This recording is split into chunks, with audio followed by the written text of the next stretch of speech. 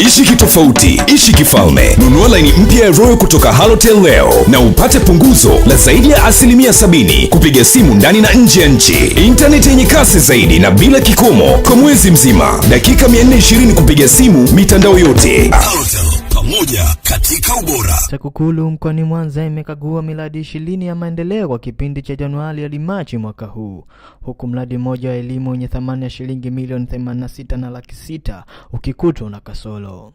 Akizungumza na waandishi wa habari ofisini kwake, kaimu mkuu wa TAKUKURU wa mkoa wa Mwanza, Emmanuel Stenga, amesema miradi hiyo ina thamani ya shilingi bilioni 23.3.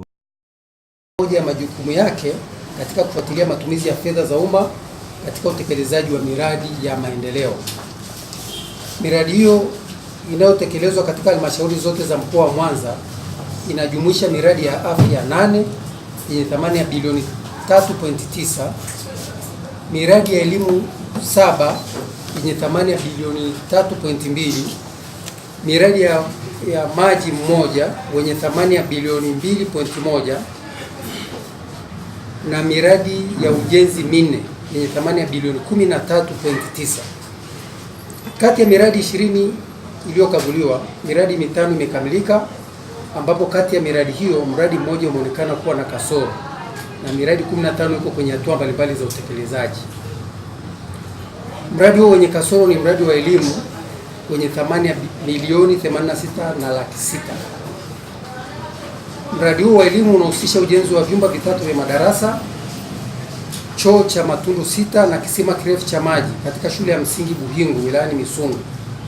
Aidha, TAKUKURU tayari imeshachukua hatua ya kufungua jalada la uchunguzi na uchunguzi wa tuhuma hiyo umeshaanza. Ifahamike kwamba lengo kuu la ufuatiliaji huu ni kuhakikisha kwamba miradi inatekelezwa kwa kiwango kinachotakiwa na thamani ya fedha inaonekana, kwa kuzuia mianya ya rushwa na upotevu wa rasilimali katika utekelezaji wake. Kwa upande wa uchunguzi, katika kipindi cha Januari Machi 2019, TAKUKURU mkoa wa Mwanza imepokea malalamiko 122 yanayohusiana na vitendo vya rushwa na vitendo vingine vya jinai, ambapo idara ya mahakama inaonekana kuongoza kwa kulalamikiwa.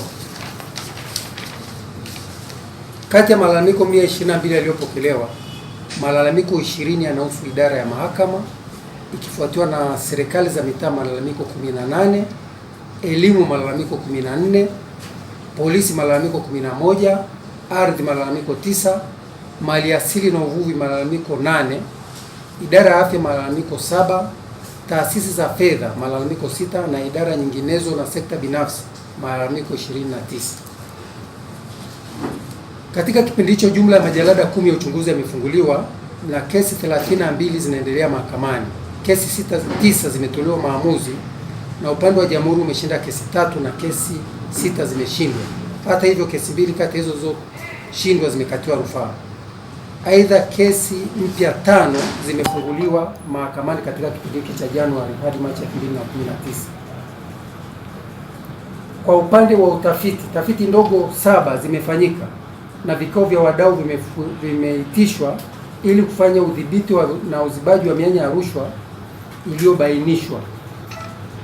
Idara na taasisi zilizohusika ni idara ya uvuvi, mamlaka ya chakula na dawa yani TFDA, shirika la nyumba la taifa NHC, kilimo, elimu na mahakama.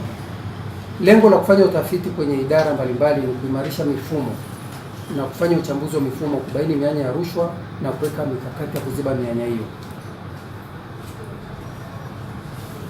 Pia TAKUKURU imeendelea kutoa elimu ya mapambano dhidi ya rushwa kwa jamii, ikiwa na lengo la kushirikisha umma katika mapambano dhidi ya rushwa ili kila mmoja atambue wajibu wake na aweze kushiriki kamilifu katika mapambano hayo. Na wakazi wa jiji la Mwanza wamesema elimu itolewe juu ya madhara ya rushwa kuanzia shule za msingi, na viongozi wasione aibu pale mwenzao anapokamatwa na rushwa. Tukija kuangalia, rushwa ni kitendo ambacho kinachukiza Mungu pia na ni dhambi. Sasa mtoto anapoanza kufundishwa akiwa mdogo yale maadili na imani, hata kama tutopunguza kwa 100%, lakini kuna sehemu tunaweza tukapunguza hata 90%.